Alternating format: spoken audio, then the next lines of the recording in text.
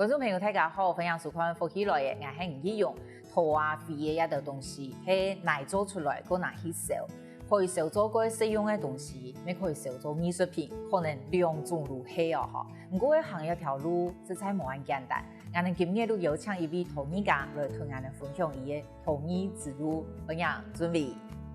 主持人好，福起來嘅觀眾朋友大家好，我係總經理。準備算係一般嘅行業，好。媽媽係行業。媽媽係行業。好啊，你係在離港長大。離港長大。係啊，爸爸好老年啊。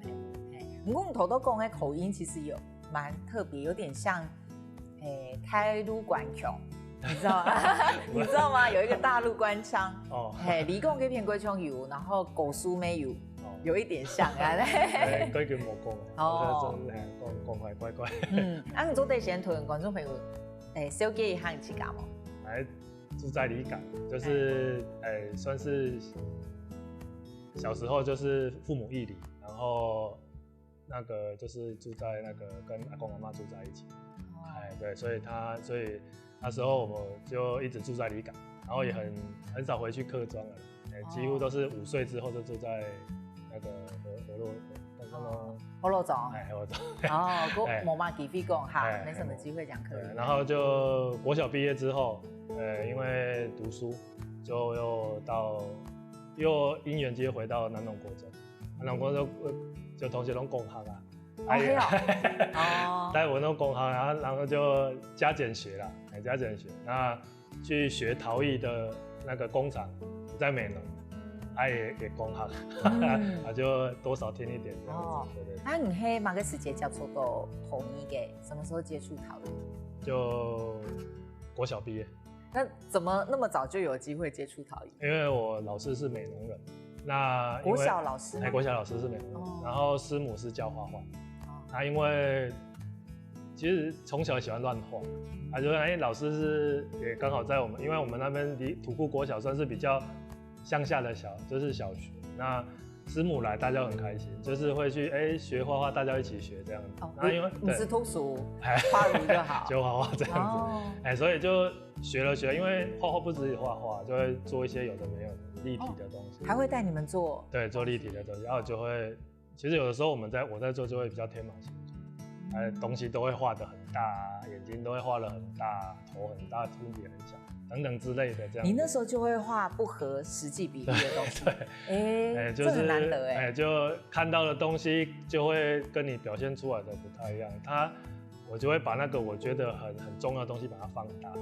哦，然後老師就會覺得說，就有點像以前那個魯冰花的那個古阿明一樣。感覺你看起來很年輕，你竟然知道古阿明？魯冰花，我們那時候常看啦，老師還帶我們去戲院看。然後就印象很深刻。哇，剛剛他可能沒講過，嘿，我就會按油，我就按嘞。然後他那時候因為我又是父母義理，就是離異，然後又怕我學壞，然後想說我國小畢業，其實我們村莊的每個有7個同學，我就排最後一名。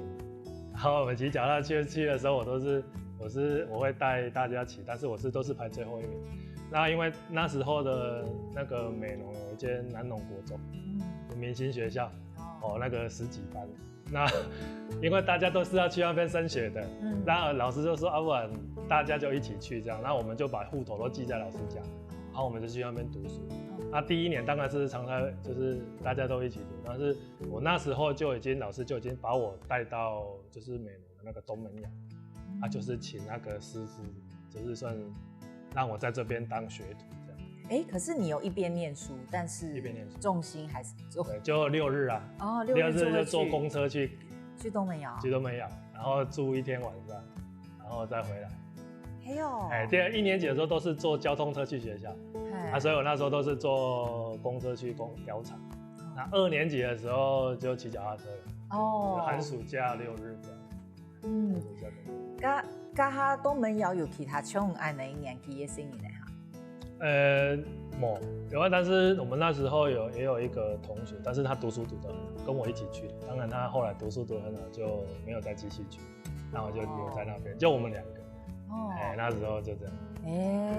原來按西都没有就可以收，他们就会愿意教哦，因为按些声音呢，俺没得高高哎哈。师傅身材也很小，小林啊，就是那个，因为他就是也很容易让人家亲近，所以就还好。那你那时候需要缴学费吗？没有，师傅对我很好啊，还有就是我有去做嘛。然后其实都是打杂居多啦，就帮忙搬土啦，帮师傅收东西啊，泡茶给师傅喝。那一整天下来，师傅就会开车带你去买衣服啊，然后买个唱片啊这样。好像师徒自然对，觉得对我还蛮好的。那是因为这样子，兄公我继续好还没？那个国中毕业呢？那时候想就某继续往升学。没有，就那时候看到的陶艺是心理状态啊，就是觉得好像很好发展，就发展的很好，因为那个时候刚好景气也很好啦，你就会发现那个游览车每个礼拜有好多人去玩陶，好多人去捏陶看陶这样子，他就想这个我有兴趣，然后可以其实持续做的话，应该也是可以当成一个职业。国中第三年的时候，我们学校也有一个技艺班，陶艺的技艺班。那时候我们的老师就是高师大的老师去，然后其实他也启发我很多，因为他那时候其实那个时候因为刚开始接触，其实吸收很多东西，也许就是同年层的人没有吸收到这么多知识，所以你去比赛的时候很容易就是得奖。那有时候那个心态就会比较不一样。那我们老师就会跟我讲说，其实不应该以此为重，就是你其实应该要把这个东西放掉，这样再好好的学习这样。你说放掉是指把什么？那个心态，我在讲的心态。不要想说我已经很厉害了。对，因为你那时候才国中嘛，国3而已，不应该把这个东西放着。还有他启发我那个观念，我一直就是会放在心。刚才没就想经常有讲不要这样子自得意满。对。可是另一方面也会奠定你觉得我好像可以行呀红是可以的。所以工厂的师傅以前也是高雄的那个高英工商就是毕业的，然后他就跟我讲说，高英工商的美工科其实有陶艺那你就可以去读这样。那里面的主任算是工艺也很厉害。那就可以去跟他学，所以就是因为陶艺再去考，就是去读高职。所以高职也就是继续在学这个。对，那那毕业过后呢？毕业过后就是那时候我们升学管道没有那么畅通，所以就是我们那时候就会比赛那个广告油漆。广告油漆？广告油漆，因为它是属于技能竞赛的类别，以前没有陶艺的就是技能竞赛。所以我们就是去比赛那个，然后看可不可以保送比较好的学校。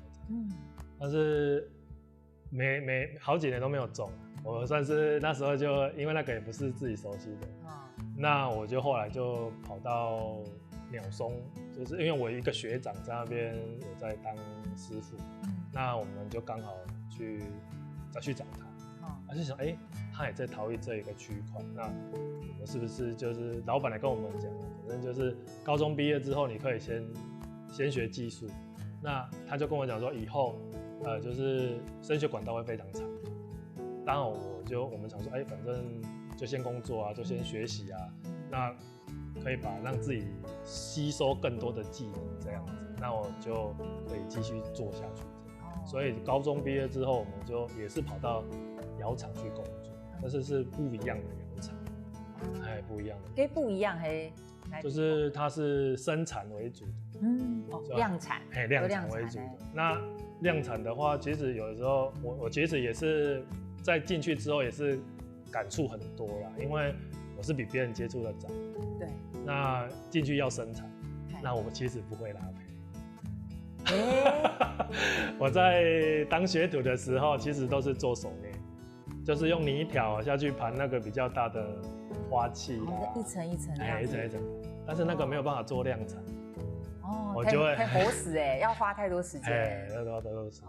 然后我就会就是那时候其实，高中的时候有学，但是它不算是可以量产，基础可以，但是它就没有办法量产，所以老板就跟我讲说，你如果要就是可以生产，你就必须要学习。然后他也不会阻止你下班之后留下来学，所以我那时候就是下班之后就留在那边一直练习拉胚，然后做到晚上9点、10点，然后再回去。那时候也是住在高雄，所以就是回去之后，然后隔天再来上，就每天一直这样子练习大概1年、半年左右。那半年左右其实只是在做一个定中心啊，因为我们的土放在那个拉胚机上会一直晃。对。那我们你要量产，一定要很多的土，所以你要从比如说20公分、40公分1条土、2条土叠在一起下去做，因为你要一次定很多的土，你才有办法做完一个切一个起来，做完一个切一个起来，你不可能我要做一个杯子1块小土做完切起来，所以我们是要很大一块土下去做练习定中心。那这一个部分就要练很久，那练到差不多好了之后，你就要是那个老板啊，他就会拿一个样品给你看，那你就照着那个型拉。那拉，比如说一个，我们那时候都用木板下去放嘛。那你比如说你拉完之后修完胚，因为要修胚，就是杯子下屁股那边你拉起来的时候是不干净，所以你要修完胚之后型都要一样。那他就会请师傅去挑，比如说30个，只要挑一个起来比第2个差很多，整盘就是倒掉。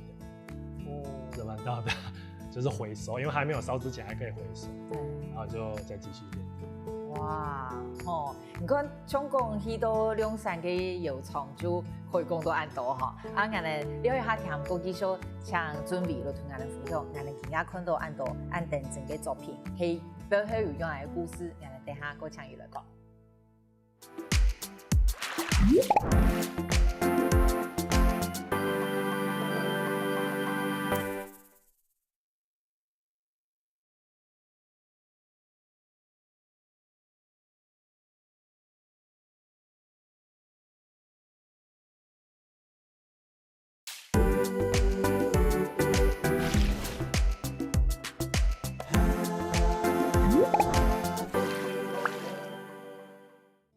我想到咗來福喜來嘅現場，我哋今日嘅來賓係同依家仲準備，到準備講到嗬，本來國小一路接觸嘅同意，到高中畢業呢，發現自己到個量產嘅工廠，打擊很大，竟然唔會拉胚，叫做硬練啊，所以這個也是你想要發奮圖強，越學越精進的很重要原因。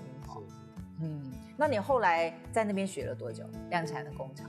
藥廠。量產到就是退伍之後，因為那時候總是會有一些理想跟抱負，所以就跟那時候的同學跟裡面的師傅一起想要出來額外再接單，然後再下去做額外的收入這樣。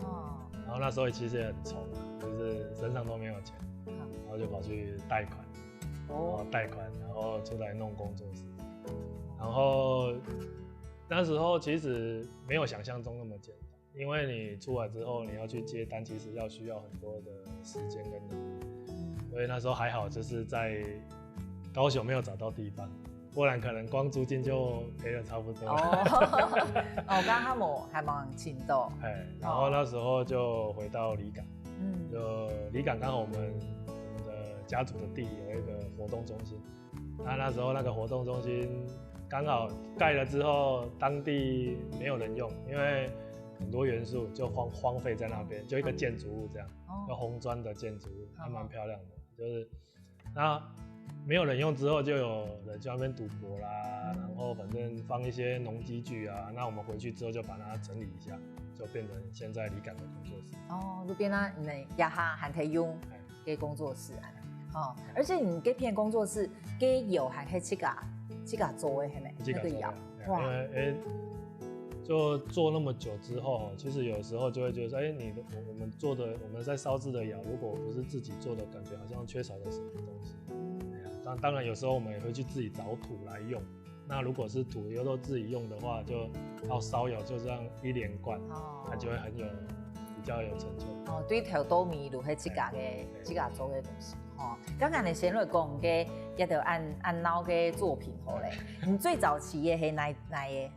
最早期哦，还是这都近期的？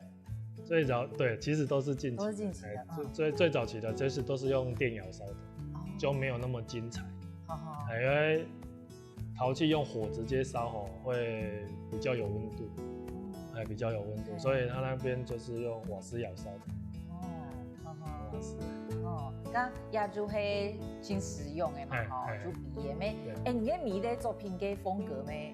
個冇咁用咧，冇咁用啊。就是你上到會用嚟設計。其實跟市場嘅需求也有關係。那比較特殊嘅刻那個圖案的，就是因為你會想要在我們就是這個業界裡面有一點點突出，那你必須要去想一些東西出來表現自己的風格，那也不是憑空出來的，憑空出來你也沒有辦法講出個所以。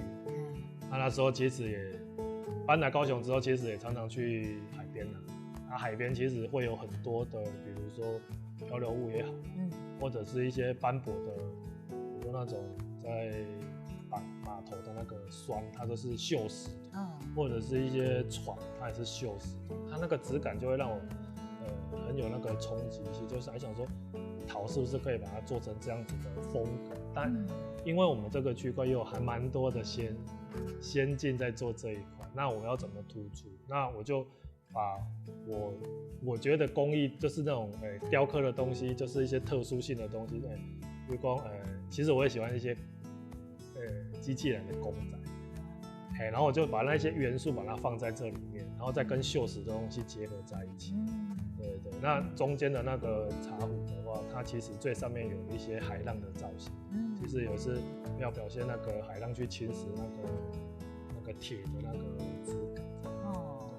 你看呀，啲東西上面啊，做一個像鐵壺一種吼金屬嘅，加一淺藍嘅部分係會種出嘅色澤出來。因為鏽蝕的東西有時候它會比較偏黑。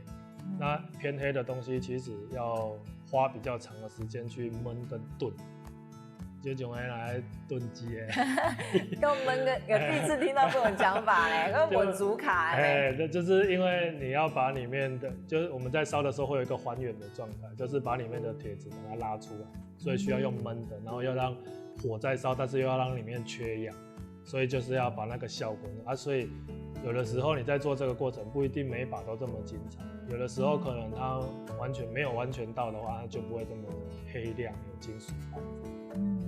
所以它的失敗率很高嗎？算高，算高。那後面的那個就是茶壺那一個失敗率也很高。從壓嘅？壓嘅，因為就是高溫的時候要把木炭堆在上面，堆在作品上，把它堆起來，堆滿它才會燜住。然後它才會有那種鐵鏽的質感。所以這兩種燜法不一樣。不一樣，對，不一樣。就會有自己去研究出來，然後一直試，一直研究。古時候你睇節目可是以前講，喺啲鳳山有個實驗的窯，就會你會引起做各種實驗。實驗的窯是試驗釉的顏色。釉的顏色。釉的顏色，因為大的窯要燒那個飾片比較不好試，要先試了之後才到大窯再配多一點。比如說像試釉的話，大概100公斤，那大桶的可能就要1公斤下去試這樣。就會你調出那個顏色，而且吃看它燒出來係用哪些情形。都冇用配方。烹飪配方。你從頭都講，你會有這種，因為你也喜歡公仔，不過你自己沒有做公仔。有做公仔。你做這種很特別呢，這兩個公仔其實就是最主要因為我比較惜物，所以以前人家不要的公仔就是軟膠的，這種嫩就丟掉，然後把它撿回來，撿回來再開模。開完模之後，再下去做改變這樣子。可是應該是已經快要認不出，對不對？被你改裝的，對，所以比較認不出來。嗰種你如果想講，剛才會加乜嘅東西，做乜嘅造型？這個就剛好去年是那個虎年，剛過的虎年，就那名字也比较好玩啦，就是火力记仔，还有钱有老虎，然后有金元宝这样，它就感觉像一个财神的感觉，当摆件啊，你可以放在就是那个收银台也很有趣的，对。旁边还有一个小的小的是就是小朋友比较喜欢的皮卡丘啊。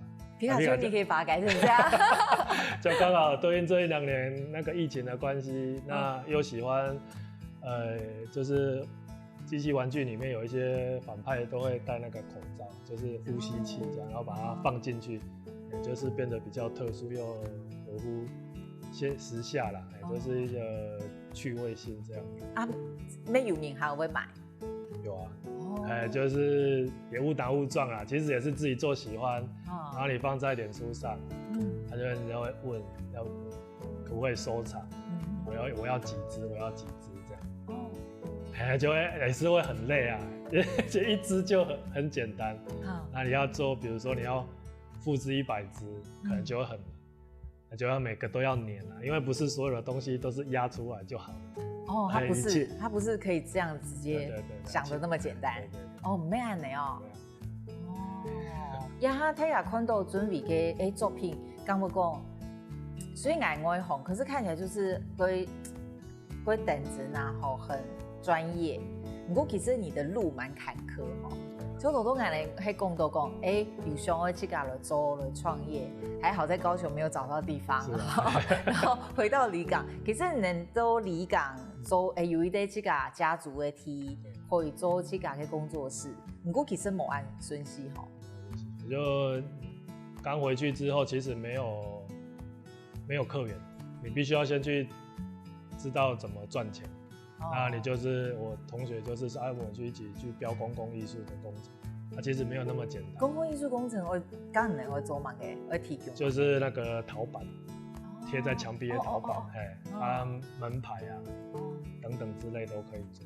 因为你要花钱花时间，还要去交际应酬，那个根本不可能的。其实也是太年轻了，比较冲，什么都敢做，但是做不出个所以。然后后来就是。我在想说这样也不是办法，所以就是做东西拿到我们那个文化中心，高雄文化中心去艺术市集做生意，他想说卖卖看这样子，卖了就看看效果怎么样。你至少要知道说客人对你的商品，因为我们以前都是在工厂做，然后老板去卖嘛，就不一样的感觉。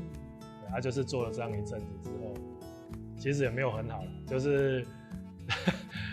这个中途为了要有生机，所以我还跑去那个雕塑工厂，就是做一些杂工，做杂工，然后课余时间就是一些下班时间再去做，去摆摊，人家有跟你接订单的，然后我再回来做这样子。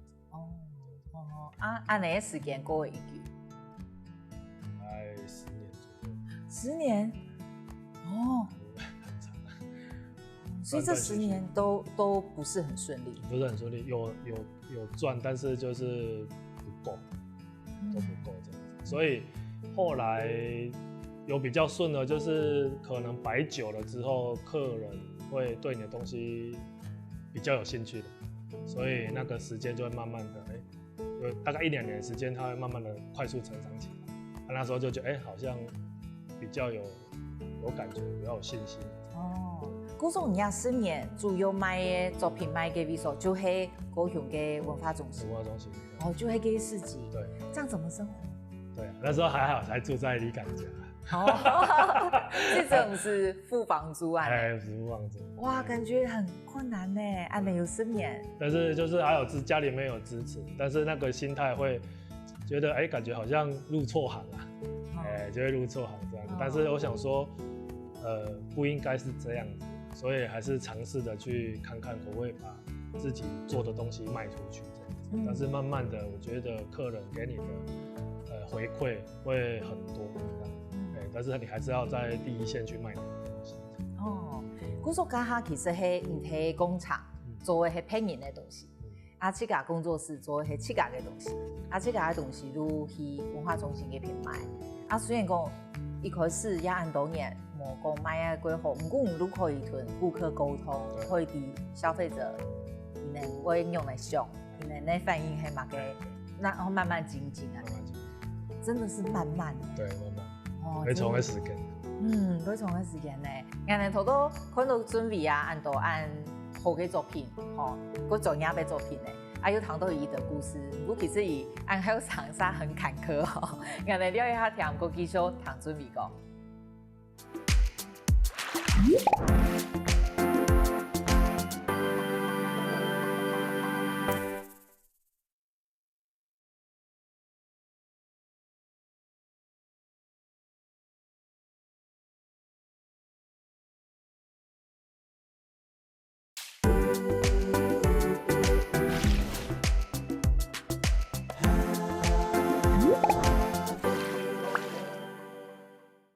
欢迎到进来福喜来嘅现场，我哋今日有请到嘅系陶艺家庄准备，陶准备讲到，嗰有毅力吼，你睇嘅文化中心嘅片摆摊咧，卖这家嘅作品有10年研究呢，大部分人可能摆不到那么久，对不对？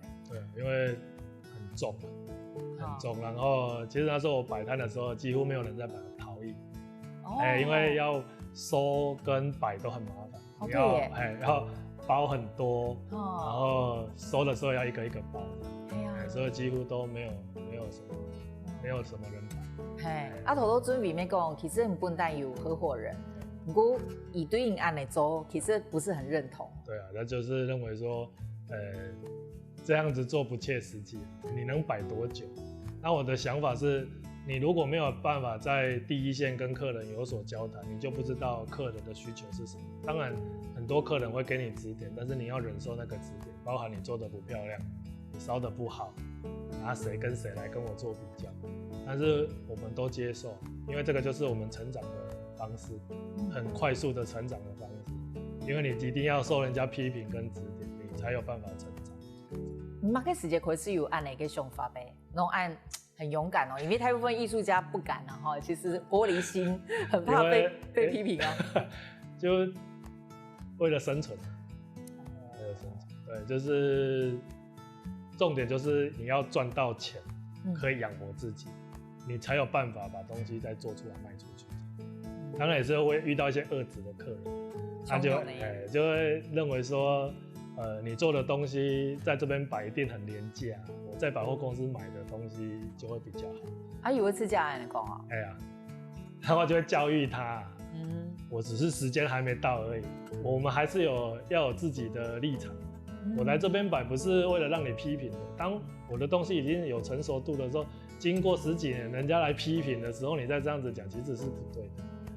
我们来摆这个街头艺术的这个东西，其实不是任何人都可以摆这么久，接受任何人的来批评。对，然后我们可以持续这么久，那你这样子一巴掌打过去，我觉得是不 OK 的事情，所以我在教育客人，因为你不买没有关系，你想要问什么我都可以跟你讲，但是你不能去这样子说我们东西是没有价值，不是摆在百货公司才有价值。你就很有骨气哈。虽然我是摆摊，可是我东西是好的啊，我很认真在做啊哈。平马给按嘞讲爱哈啊，唔没讲爱过吼，做嘛爱按强壮爱刚不念批评，爱都会有神损啊哈。因为你真的也苦很久呢哈。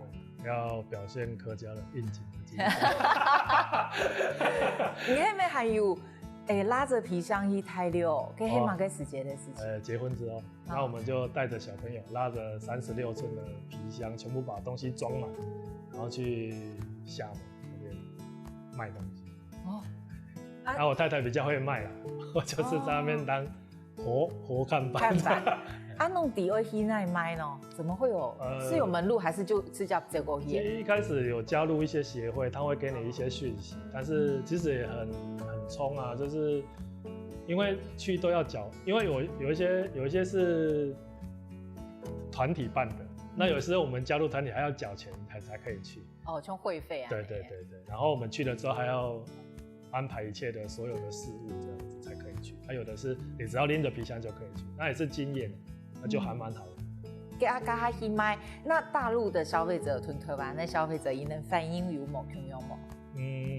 就因为我们台湾做的陶艺家做的东西，它其实是从土到烧好都是一手包办，就大陆的陶艺家比较多，它区域性的，就是比如说他这边做什么东西，这边就做什么分工，分工比较细，所以我们的东西比较很容易展现出自己个人的特色。对，比较精致，没够有艺术性。哇，你这懂个边呢哈，就是想办法，真的是想办法。就结完婚之后，生完小孩之后，又更拼。那时候其实就你也想一下，就是你去摆摊，其实没有那么一段时间比较好而已，就一定会断断续续啊，不一定一直好啊。那我就跟我小舅子去卖窑烤披萨。卖窑烤披萨，所以你还是作品起修提做，不过我其他时间我都去做别的东西。加多嘛个时间感觉够上轨道应该这一点，其实也是这7、8年，就最近这7、8年才真正的稳定。哇！那真的走很久你这条路刚刚你刚讲这7、8年那个改变是什么？你的作品去拍，你刚刚讲进步几多还是讲用的那本按导引看到常个问题？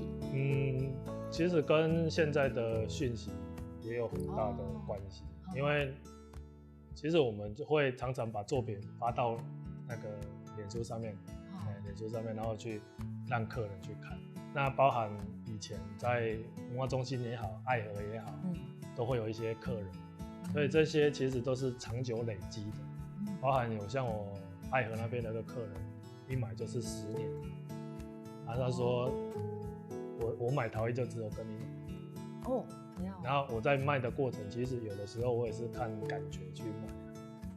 就是什么意思？有可能不卖，我要跟你买，你还不卖？就是卖陶啊，他其实有时候也是凭感觉，因为像我那个10几年的客人，他来他看你的作品的感觉是不一样的，他是非常珍惜的，他是非常珍惜你的作品。那有的客人是不知道他就是觉得他想要随便买一个东西来用的这样，他刚好看到你的东西不错，他来买，它是不一样的感觉。那已经不是价钱可以衡量的，因为我那个客人他其实也是算经济能力很好，他要买很贵的东西也都有，但是我给他的价格其实都是友情价。他因为他很重视这个东西。所以如果我是那个你后面你刚刚讲后者给主名哈，你会直接跟我说你还没会买？对啊，我说你去别谈了。真的这么有个性对啊，因为我的东西要不就是送人，要不就是你要很珍惜的，不然你用多少钱都不要买。刚你做按都做的东西嘛，给请好买。